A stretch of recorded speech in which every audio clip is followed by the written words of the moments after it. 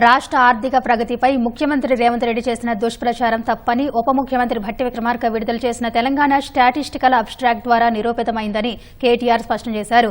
నిజాలు చెప్పినందుకు భట్టి పదవి ఉంటుందో ఊడుతుందో తెలియదన్న కేటీఆర్ ఆ నివేదికలో వాస్తవాలు ఉన్నాయని తెలిసి వెంటనే వెబ్సైట్ నుంచి తొలగించారని ఆరోపించారు.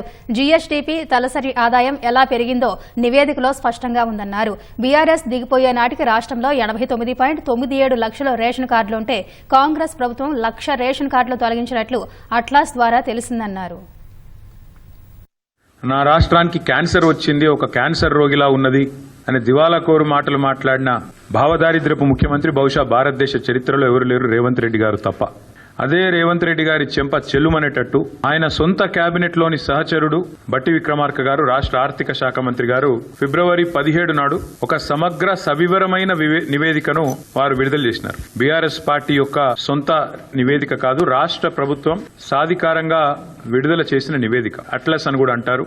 10 ఏళ్లలో ఎక్కడి నుంచి ఎక్కడికి 5 లక్షల కోట్ల నుంచి 15 లక్షల కోట్లకు జీఎస్డీపీ పెరిగింది అని కాంగ్రెస్ ప్రభుత్వం విడుదల చేసిన నివేదిక చెప్పింది అంటే రేవంత్ రెడ్డి గారు సిగ్గు తెచ్చుకోండి అని చెప్తా ఉన్నా. కాళేశ్వరం అంటేనే కమిషన్ల ప్రాజెక్టు అని చిల్లర వాగుడు చాలా మాట్లాడినారు. వారికి కూడా ఇదే నివేదిక సమాధానం చెప్పి రాష్ట్రంలో మరి సంపద పెరిగిందంటే ఎట్లా పెరిగింది? To achieve these objectives government has implemented policy initiatives such as flagship Kaleshwaram project and mission Kakatiya to improve irrigation infrastructure, supply 24/7 power to farmers, investment support to farmers under Rythu Bandhu. అందువల్ల సంపద పెరిగింది అంటూ కాళేశ్వరాన్ని ప్రస్తుతిస్తూ స్తుతిస్తూ అద్భుతమైన ప్రాజెక్ట్ అని చెబుతూ తెలంగాణ స్టాటిస్టికల్ అబ్స్ట్రాక్ట్ లో కనీసం పాప రాసిన అధికారులను నిజాలు చెప్పింది.